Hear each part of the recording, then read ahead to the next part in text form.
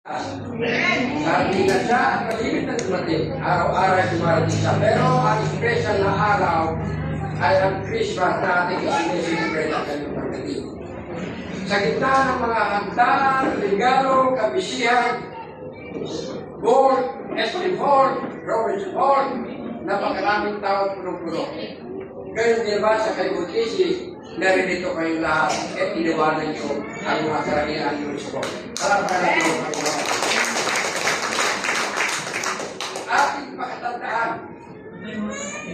ang araw ng Pasko ang pinaka-importante na regalo sa buhay sa bawat isa sa atin. Sapagkat binigyan tayo ng isang tagapagligtas at palakpakan natin ng Panginoon.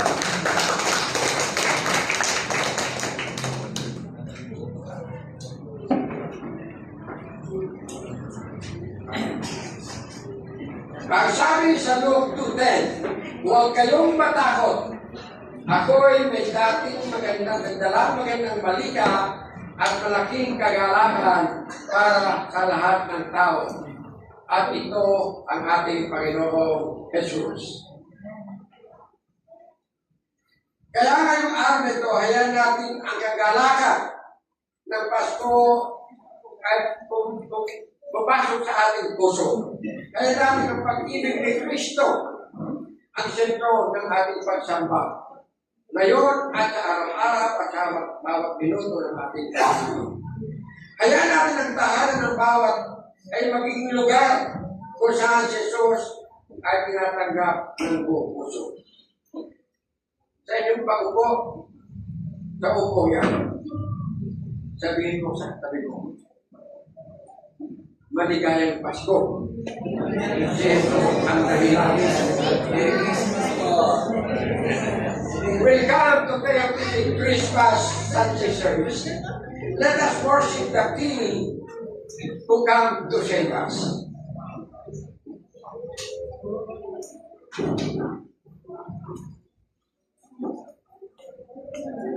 Lumayunan po tayo at manalangin.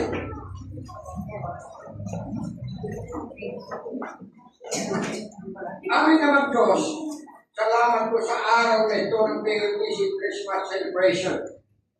Buksan po ang aming mga puso upang marinig namin ang mensahe sa kapanganakan ng Panginoon sa Kristo.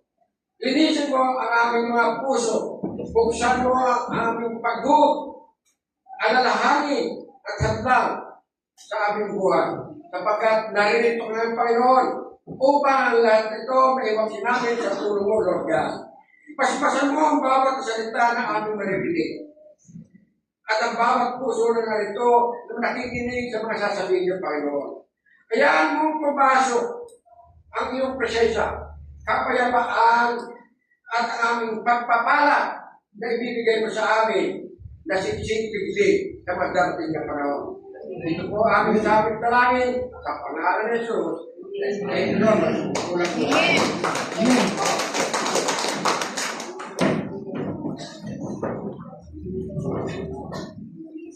Bago po ito mag-umpisa, sino po ba ang sumulat ng Lucas 2:7? Siya po si Apostol, si Lucas. Isang lumigamot na kasama ni Apostol Pablo. Isa po siya sa pinili ng Panginoon tulad ng pagpili sa bawat isa sa atin upang ipabalita ang magandang balita. Palakpakan natin ang ating bakit niya isinulat ito? Upang makita na si Jesus ang tagapagligtas ng lahat. Na walang pinipili, mayaman man mahirap, hintilman o Hudyo, anuman sekta meron ka, ay mahal ka ng Panginoon. At ang kanyang punong sa babaang loob ang layo ng Diyos sa kanya at para sa atin. Kung ang Diyos ay pinili ang samsama, bakit tayo maghihintay pa ng perfectahin para papasukin siya sa ating puso? Ngayon na! Now na! Amen! Christmas, we have the celebration.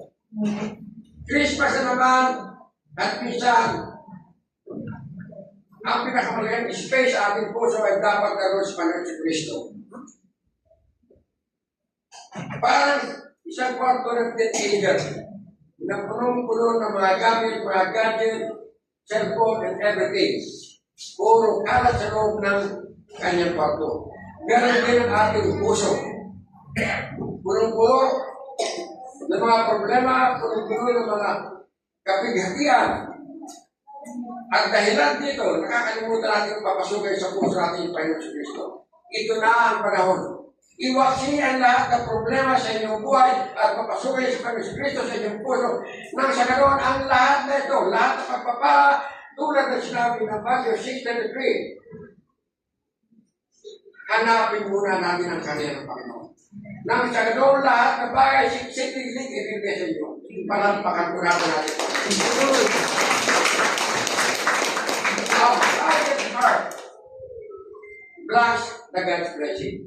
Ang puso puno ng problema, nabablak nito ang blessing na dapat ibigay sa ating Panginoon.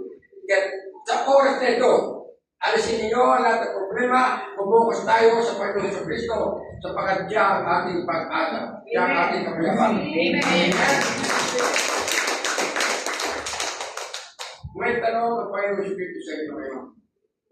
May puwang ba sa puso ninyo siya?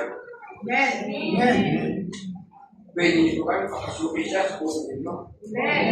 Sapat ng araw, itinagpulan siya, hindi siya patuloyin para sa kanyang paanan. Pero ngayon, hinihiling ng si Kristo na papasukin sa puso ng bawat siya. Handa na ba kayo papasukin siya? Ang malakas na evidence na nagsasabi, pumapasok na siya sa inyo.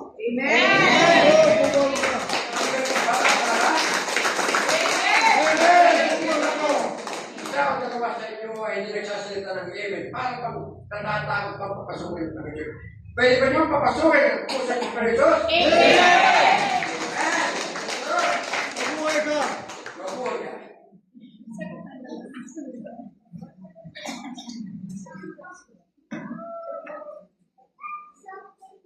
Buntis kay Jesus. Pero bakit balik si Maria sa Nazareth at pumunta sa Bethlehem? Sinaralaman ba tayo kung bakit? Anong dahilan? Sarap ng buhay sa Nazareth. May bahay, may kwarto si Jesus, may magandang tulugan si Jesus, pero umalis pa rin siya. Bakit kaya? Nalalaman ba kayong bakit? Mga provinsyano, bakit kayo pumunta ng Manila? Yan isang tanong ko sa inyo. Kung si Maria, yung malis sa Nazareth at pumunta ng Bethlehem ay may dahilan lang. Ganun din tayo mga provinsyano na pumunta ng Manila dahil sa may dahilan at may plano ang buhay sa atin. Palampakan natin ang Panginoon sa plano. Bakit? Buntis kay Jesus, pero bakit umalis si Maria sa Nazareth at pumunta sa Bethlehem? Una, number one, dahil sa utos ng Panginoon. Merong sensos ng pagpapatala ang lahat ng mga bayan sa kanilang mga barangay. Ayon sa Lucas 2:1-3, ng mga araw na iyon, may utos na lumabas mula kay Cesar Augusto na ipatala ang buong sanglibutan. Hindi ito personal na desisyon lamang. Ito ay sakitang kautusan ng gobyerno. Pagkat ang sabi ng Panginoon, igalang natin ang gobyerno na mabahala sa atin tulad ng paggalang niyo sa atin. Kaya ano man nangyayari sa ating bansa, igagalang pa natin ating gobyerno. Pero papanalangin natin na alasin ng Panginoon ang mga diablong tumutulong sa ating mga politiko para kamkamin ang pag-aari ng mahihirap na Pilipino. Amen. Amen. Pangalawa, dahil si Jose ay mula sa country. Lucas 2:45, si Jose humawag din mula sa Galilea patungo sa Judea sa bayan ni David na tinatawag na Bethlehem. Ito ang nagdala sa kanila sa Bethlehem sa eksaktong panahon ng panganap ni Jesus. Sa ayaw man at sa gusto dahil sa inutusan ng gobyerno na pumunta sila sa Bethlehem sapagkat dito ipinanap si David ang kanyang Jose. Pangatlo, upang matupad ang propesya ng kasulatan. Micah 5:2, ikaw, Bethlehem Ephrata, mula sa iyo lalabas isang magiging pinuno ng Israel. Ang pinuno ng Israel sinasabi dito sa propesya ay ang Panginoong si Kristo. Hindi pinuno bilang maging hari lamang ng Israel. Maging hari siya ng sanlibutan at maging hari siya ng lahat ng tao, lahat na sumasampalataya sa kanya. Kaya siya ang ating hari at tagapagligtas. Palakpakan natin ang Panginoon sa Kristo. Kahit sa tahanan ni Maria sa Nazaret, may plano ang Diyos sa kanya. Kahit sa matahan niyo sa probinsya, may plano ang Diyos sa inyo. Kaya kayo natin. Ang plano sa inyo, ng Diyos sa inyo, alam ng Panginoon, na dala-dala nyo ang hirap sa biyan ito. Kung natatanda ng bata ito ay mahihirap na pinagpapala ng Panginoon. Kayo'y naghihirap sa probinsya, o meron kayong dinadanas na kahirapan, o may dinadanas na problema, kaya kayo dinadala ng Panginoon dito sa Greater Manila. May purpose ang bawat isa sa atin. May plano ang bawat isa sa atin. Ang plano ng Diyos ay sa ikabubuti ng bawat isa, hindi sa ipapahama. Yan ating tatama. Kung ang inyong iniisip, ay makalis sa kahirapan, may plano ang Diyos sa inyo. Pero binigyan kayo ng Panginoon ng karunungan, ng wisdom kung paano gagawin para matupad ang kanyang plano. Ginamit din Diyos ang utos ng Kardoro upang matupad ang kanyang plano. At sa inyo gagamitin din ng Panginoon, katabi nyo, kami tayo, para magamit ito, para ang plano ng Diyos ay matupad.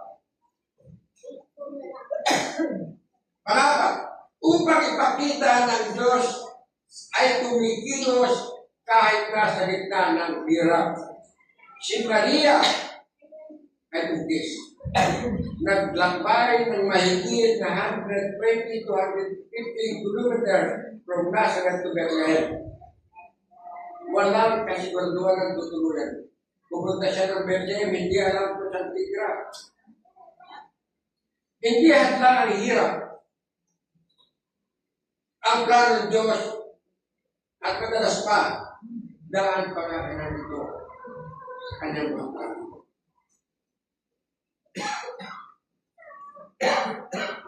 Panglima, upang ipakita ang kapapanloob ng Mesiya, Lucas 2:7, sapagkat wala ng lugar para sa kanilang natutuluyan.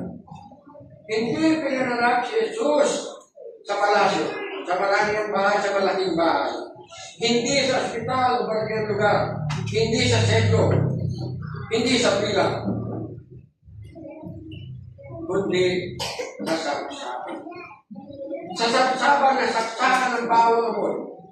Sa sapsapan na napakarumi. Sa sapsapan na hindi mo malalaman kung ano ang inilagay doon. Pero pinili ng Panginoon doon siya ilagay. Ipinakita nila na ang tagapagligtas ay dumating hindi para sa mayaman lamang, kundi para sa lahat. Sa mayaman, sa mahirap, sa isa, sa bawat isa sa atin. Lalo na sa mga tao, mga mabababa na sobrang hirap. Ipinakita na kung si Jesus ay pinakakasaban, kayo ay ganoon din na matutulungan. Mapalad tayo na alam ko, isa man ang kaso ng pinakasapsapan. Pero bakit pinakasapsapan sa inyo? Wala. Mari sa bahay, pero may tayo. Kaya palakpakan natin pa yan.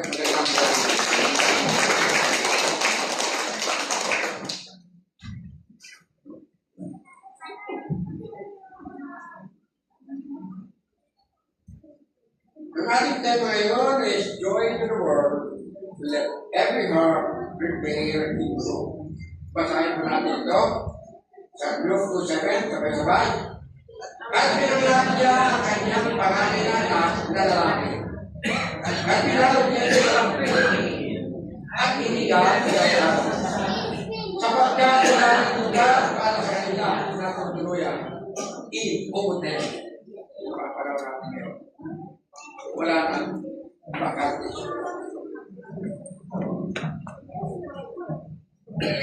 Kung yapay natin tayo sa ating mga sarili, kapag mayroong si Jesus sa puso nito, may kapayapaan.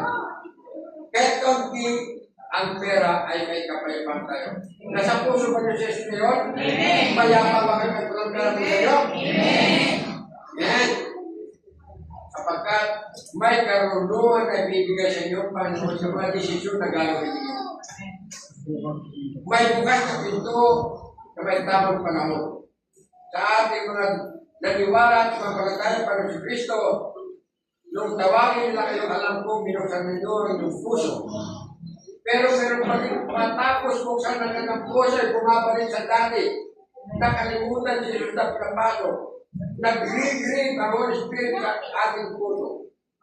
Sapagkat, tinangkilik na tayo, tinangkap na tayo, binigyan na natin ang lahat na pinakamagandang regalo. Iniwanan pa natin. Pero hindi pa huli mga kapatid.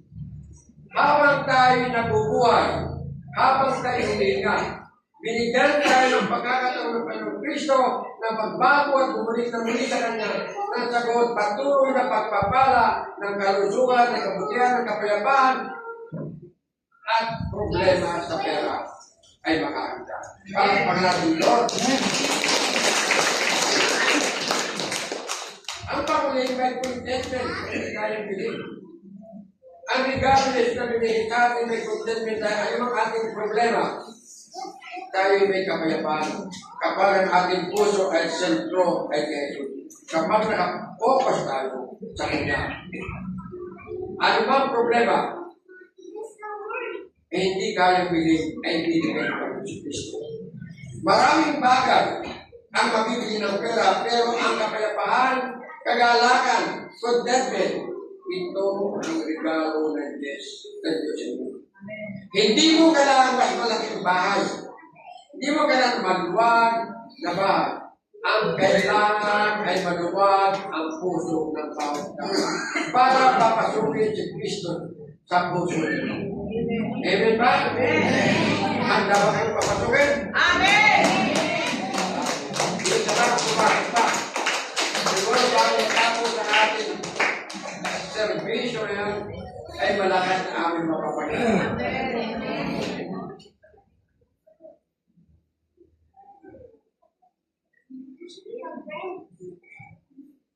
Hanggang ngayon ay maraming puso ang puno na at walang lugar para kay Kristo. Tingnan nyo ang world population. Approximately 8.23 billion. 8 billion ang population ng mundo. Ayon sa akin na basa. Pero ang Christian is around 2 billion pala. Napakalayo na agwat. Itong 2 billion na ito ang nagbukas sa puso ni Kristo. Sa 2.5 billion na ito, 1/3 of ito ay umalis sa puso ni Kristo. Pero hindi pa panahon. May kanyang panahon na babalik at babalik ang tinawag ng Panginoon. Ano ang gawin yung pag-alis? Babalik at babalik tayo sa Kanya. Sapagkat kayo ay pinili.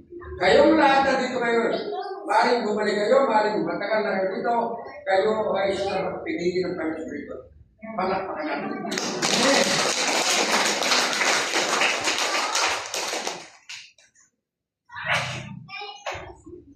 Si Jesus ay handang pumarong sa pinakamagulo at pinakamababang bahagi ng ating buhay. Sa Matthew 6:33, hanapin muna natin ang kaharian ng Diyos. Hindi sinasabing hanapin ang pera. Hindi sinasabing hanapin ang blessing. Kapag si Jesus ang sentro ng buhay natin, una sa lahat, ibibigay sa atin ang pag-ibig sa Diyos. Ang pag-ibig sa atin. Sabihin mo sa atin,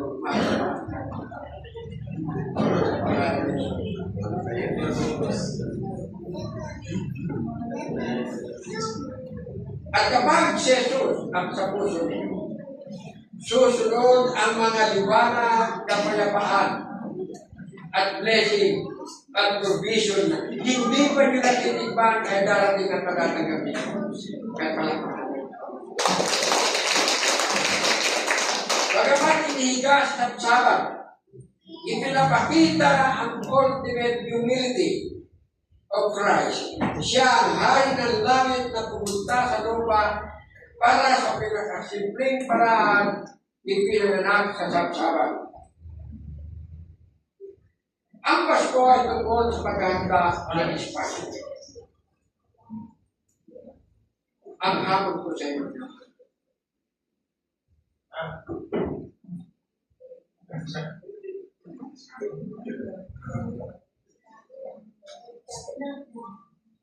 Kung ang mundo ay handang lumanggap kay Kristo, handa ka ba ngayon na papasukin na? Mayroon ba sa puso mo? O puno pa rin ng ibang mga bagay na makamundo? Yan ang katanungan masasagot ninyo, baguhin nyo sa bahay, kung meron pang kaunting makamundo sa buhay ninyo. Ito na ang oras, ang araw, na alisin natin ito ng kaganoon. Ang puso, di may bukas kay Panginoon sa Kristo.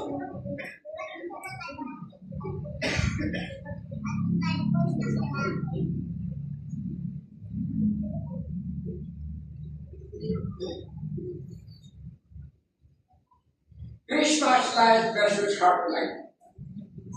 Sa dami na ating Christmas light sa bahay, sino ba yung Christmas light na sa bahay? Naglagay na ba kayo? Kaya maglagay tayo para kahit na wala pera sa bulsa. Mukhang masaya tayo. Yung iba wala. Yung iba wala. Dapat meron. Siyempre. Ang pinahirapan ng buwan. Ang dami nating Christmas light sa bahay, pero yung puso natin minsan parang barangay street light. Malabo, madilim, minsan bugas, minsan patay. Paggabi, mula dito sa Kingdom of Christ, papuntang 2 at 4, mula sa 5 ay napakaliwanag ng mga poste ng ilaw. Sapagat nandito kayo isip. Diba? Habang naglalakad kayo papuntang 2, unti-unting dumidili. Nakita niyo request ang poste ng 2. Habang mamatay ng ilaw, di ba? Ang parol sa tahan ng ilaw. Yung kasayahan nyo nung umalis kayo sa 5 sa kayo DJ, naramdaman nyo ang lungkot. Habang malakad sa 2 papuntang 4, ganoon pa rin. Madilim pa rin malungkot. Ano kaya naiwan? Pero mayroong ibibigay sa atin. Amen ba? Handa pa rin tanggapin? Hindi ba rin natin? Thank you. Thank you. Ngayong Pasko, kailangan natin si Jesus ang tunay na liwanag sa ating buwan. Palakpakan natin.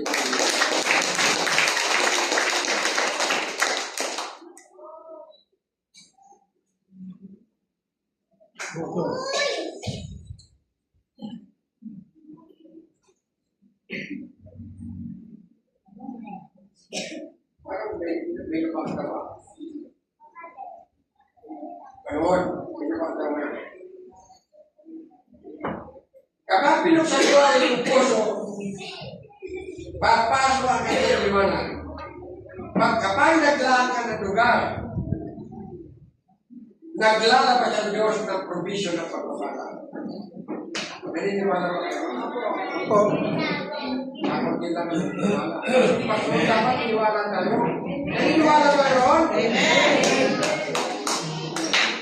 Sapagkat a crowded heart blocks God's blessing. Amen. Amen. Kung ating puso'y punong-puno ng mga problema, magabal, alalahanin, alis natin. Ibigay natin sa Kanya. Kami, Lord, pinahintulutan mo ito sa buhay ko. Tulungan mo ko. Ibibigay ko ito sa paraan. Amen? Palakpakan. The heart that takes room, Christmas becomes human. Ang sabsaban ay maliit. Ngunit dito nagsisimula ang pinakamalaking plano ng Diyos para sa atin. Amen? Kaya kapatid, Pasko ngayon. Buksan natin ang ating pintuan para kay Kristo. Buksan natin ang ating puso tulad ng pagbubukas ninyo ng tanggapin mo siya. Ibalik nyo ang dating sikla, dating init ninyo. Ang init nyo na pagbibigay ng magandang balita sa mga kapitbahay nyo sa mga anak. Ito na ang panahon. Sa bagong taon, mag-uumpisa tayo. Ipamalita ang magandang balita na sa ganon. Maramdaman ng bawat isa ang nararamdaman nyo ang buhay ni Kristo. Amen? Amen.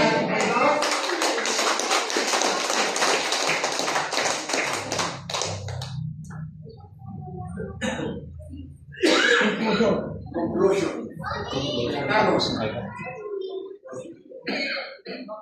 Napakabilis. Hindi ba siya na pinapabilita siya ng Panginoon?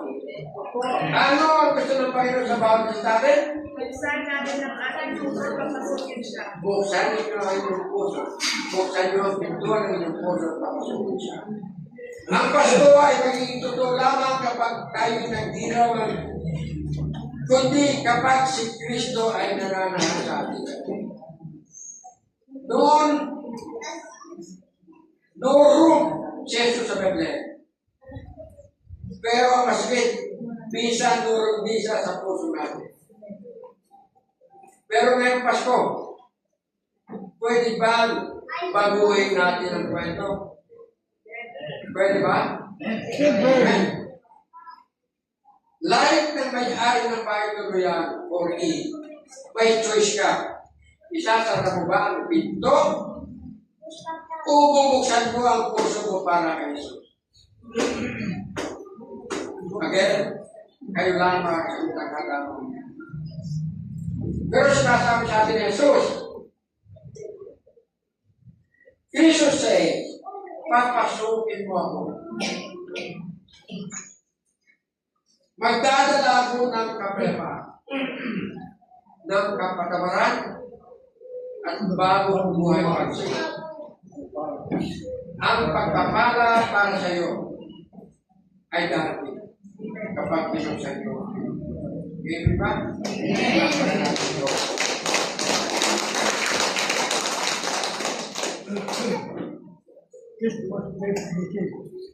Christmas message.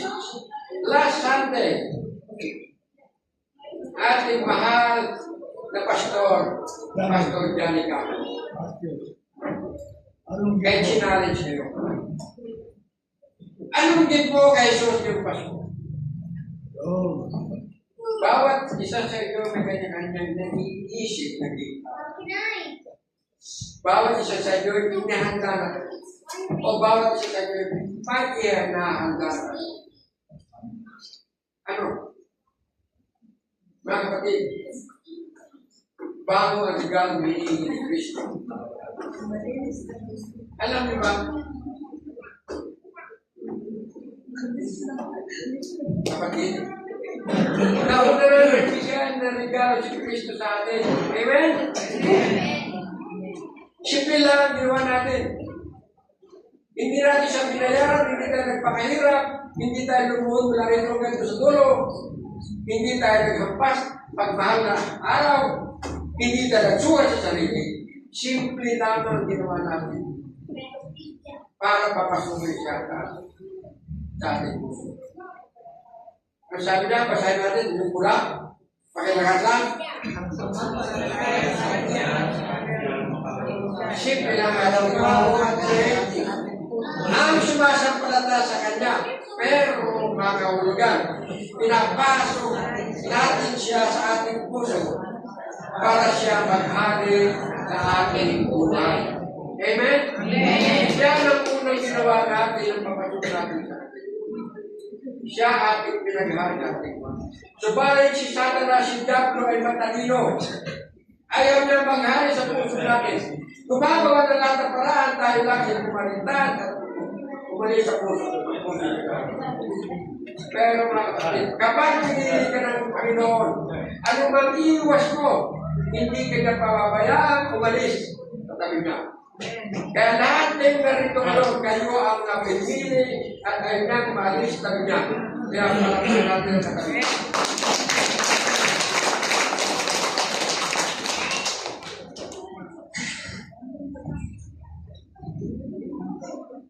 Ang regalo, sabi ko ulo ng regalo. Ang regalo binigay sa atin ng Panginoong Kristo, ang una sa Roma 6:23, ang kaligtasan at buhay na walang hanggan. Yan ang regalo ng Kristo. Pangalawang regalo, naging kapamilya kayo at naging anak ng Diyos. Pangatlo, may passport na kayo. Hindi na kayo kailan mag-apply ng passport para pumunta sa langit. Naging heavenly citizen kayo. Ngayon, dalawa na citizenship ko. Filipino citizen at heavenly citizen. Amen? Ano yung pangyayaring gusto nyo? Wala na tayong napapalit. At hindi lang yun.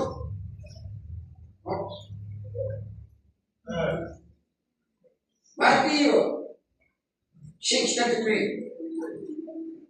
At napakarami pang biyaya ang Diyos.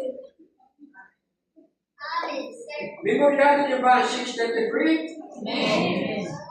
Kaya naman po, memoryado natin sa 6:33. Sapagkat na 6:33 ang magdadala sa atin ng biyaya at kakayapaan. Biyaya siksik biglig. Pero may proses yan.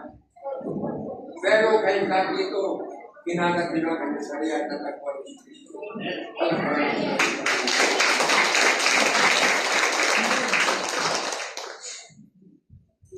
May isang pastor, may istorya, nagpapabilis yata.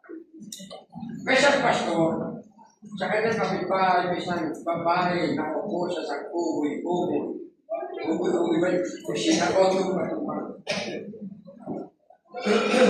Sabi na, good morning ate. Good morning po, pastor. Sabi naman, ate, pwede ba pag-usapan, Pasko na, pag-usapan natin kung paano pinanganak si Kristo at paano siya buhay. Sabi niya natin, naku, pastor, huwag muna, magulong bahay mo. Punong-punong ng dumi. Nakakaya naman sa'yo, pastor. Paano yung nakakaya naman si Kristo? Ganun ba tayo? Sabi niya, pastor, ate, kung si Kristo ba pinanganak sa Saban, kahit anong gulo ng loob ng bahay mo, kahit anong dumi, kaya-kaya nilinisin ni Jesus yan. Amen? Kaya papasukin natin sa tuloy. Palakpan natin.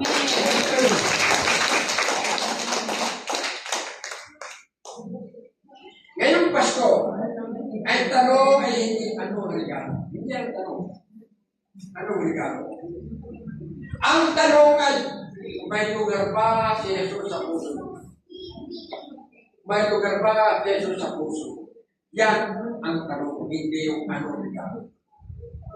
Sapat hindi mo na kailangan regalo. Binigyan na sa ating Kristo regalo. Ano ba regalo?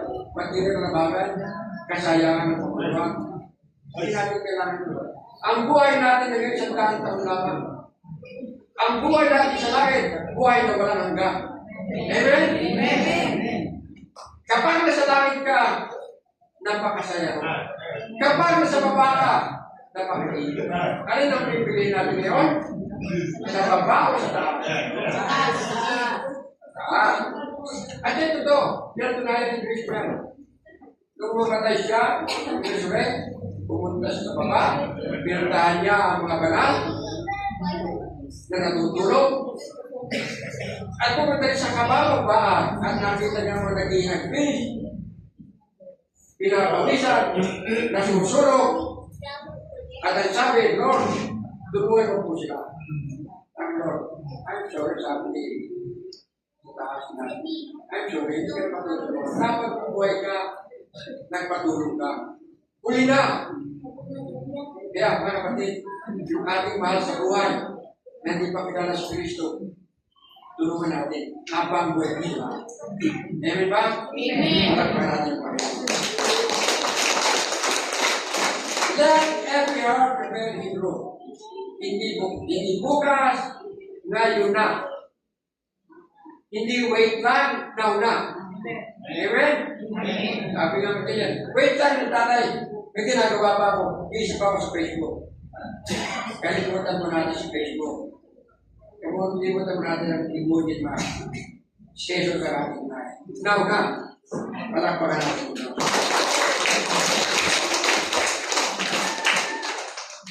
Ngayon, ibalik natin ang tanong ni Pastor Carl. Anong need mo kay Jesus ni Pastor? Alam niyo na ba ang gift niyo? Kay Jesus? Isa pa lang. Also, inahanda na niyo ba ang gift kay Jesus? Amen. Okay ba rin? Ihanda niyo ba uli ang gift kay Jesus? Amen. Nakita niyo ba yung picture dyan? Mabigat na ba? Kaya ko ba ito? Mabigat.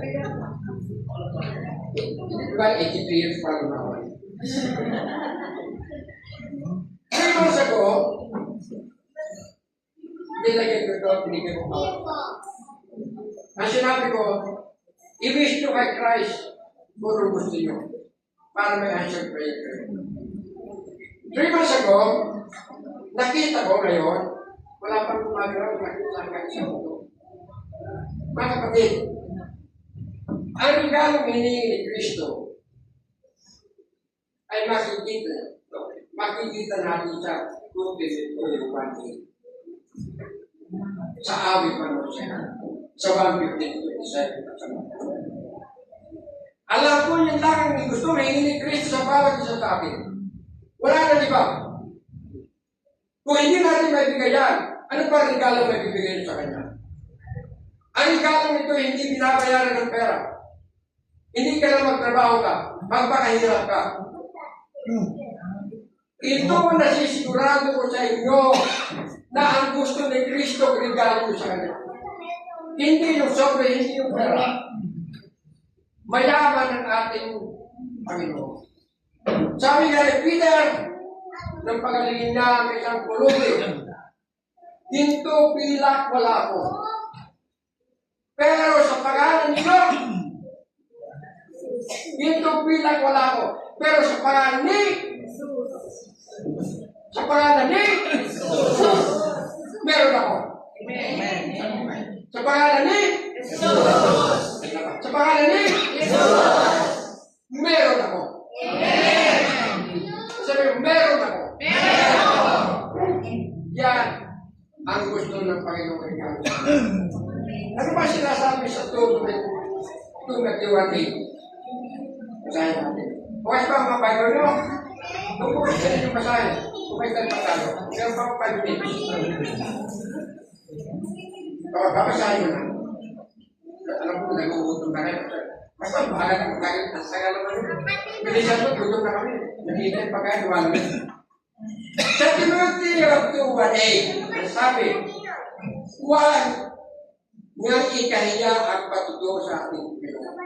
Ang patutuo ito ay patutuo. Kapag kinuha niyo ang patutuo ito at tumayo ko dito at sabihin, Lord, salamat po, answer prayer. Ito po ang ginawa niyo sa aking buhay. Salamat po. Yun lang ang kailangan niyo ang patutuo. Kung sa ganung baga, hindi pa gumagalaw sa buhay niyo si Kristo. Pero handa sa mga may next year, may next service, may pupunta dito tayo at kapatotoo. O anong hiniling nyo sa patong ito? Kaya sasabihin nyo, mga kapatid, ito ang patotoo ko. Ito ang gusto ni Kristo sa buhay ko. Dahil patotoo sa inyo ang magandang balita. Si Kristo na nagbuwis ng buhay para sa akin, iba patotoo ko. Natotoo siya na aking Diyos at tagapagligtas na siya nagbibigay ng biyaya sa akin. Amen. Gawa, kasi ang patutuo ay bunga ng kapangyarihan ng Espiritu Santo, hindi lamang ang tapang ng tao. Hindi kayo nagpapatunda sa inyong sarili. Yun ang ibig sabihin. Hindi isang malakas ko, mahus ako, matalino ko, may pinag-aralan ko. Hindi yun. Ang patutuo ay galing sa banal na Espiritu at ito ay mga Diyos. Sa awit 2, 107:2, ang tinubos ay may karapatan magsalita at magpatuturo. Ang born again. Tayong lahat na na-born again. Lahat ba kayo na-born again? Yung hindi pa na-born again, Wala, magpabutot mo. lumapit kayo sa isang mga pastor at sabihin nyo, Pastor, gusto ko mabigyan ng buhay na wala hanggan at kaligtasan. Pastor, gusto ko maging anak ako nito. Pastor, gusto ko ang kapayapaan at kaginhawa. Amen. Amen? Amen. Yung hindi pa, at yun naman, bumaliktad, nakalimutan, umalis. Magbalik ko kayo, sabihin nyo sa dalawang pastor sa pastor. At sabihin, Pastor, tulungan mo ako humigil ng tao sa Panginoon. Pastor, tulungan mo ako maging born again. Ang tunay na born again. Kaya mata kayo pinili, andito ang pastor, tulungan mo. 1:27. Ang patutuo ay nagmumula sa personal na karanasan kay Jesus. Kailangan patutunanin ay dahilan sa Panginoon. Hindi ang patutunanin, naku, ito po patutuo ko. Tumama po ako sa lottery, tumama ako sa casino, 1 million po tumama ako sa inyo. Hindi naman gusto nito. Ang gusto ng Diyos ay patutuo ay para sa inyo. Yung tinatawag ng magandang salita. At ang panghuli, Mark 4:5-19. Hindi kailangan maging preacher. Hindi kailangan maging pastor ang bawat isa sa inyo. Hindi kailangan maging leader. Kwento lang ng ginawa ng Diyos sa buhay ninyo ay sapat ng patutuo na regalo na hinihintay ni Kristo ibigay niyo sa Kanya. Amen? At sa susunod na linggo, sa susunod na mga another Sunday, isa sa inyo ahawak sa bato ito at sasabihin, mga kapatid, magandang balita. Dumalaw ang banal na Espiritu sa buhay ko. Gumaling ang pinapadalangin ko. Nabigyan ako, may mabuting kapitbahay kung lumapit siya, binigyan ako ng isang kilo. Hindi malaking bagay ang patutuo. Pwedeng maliit na bagay, pwedeng patutuo na dumalaw sa puso. Amen ba? Amen. Amen. Yeah. Palakpakan natin ang mga Panginoon. Mabuhay ka! Mabuhay ka! Mabuhay ka. Mahinang palakpak eh. Mabuhay ka. Let's palakpak. Let's palakpak na hallelujah.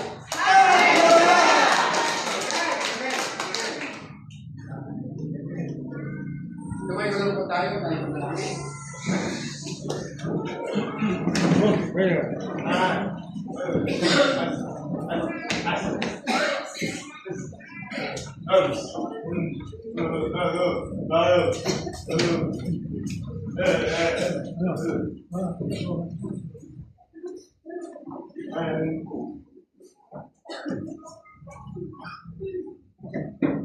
Hindi nyo nakabigay sa bayan yung Merry Christmas. Merry Christmas! Merry Christmas! Merry Christmas! Kabar ko ba sa inyo? Kabar ko ba sa inyo? Merry Christmas!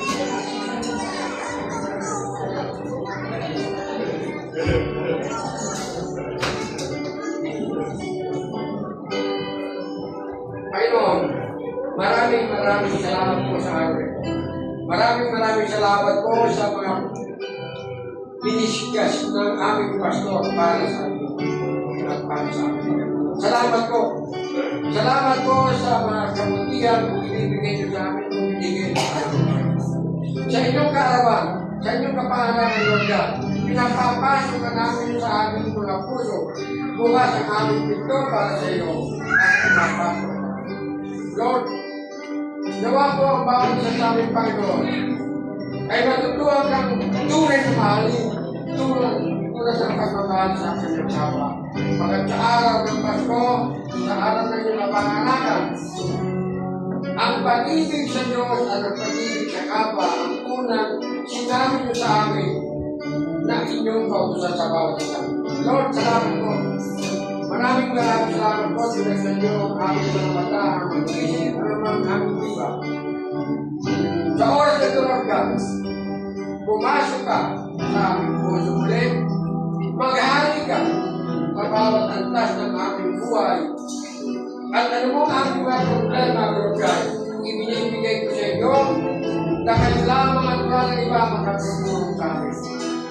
Lord, ganun po ang salamat ko sa lahat sa bagay na nangyayari sa aming buhay sapagkat may plano ka sa buhay namin. At alam ko ang plano nyo ay sa kabubuti namin, hindi siya kasasama. Kaya Lord, oras ito, sinatagap kita, pinapapas kita. Ito po ang aming samang dalangin sa pangarap ng iyong anak.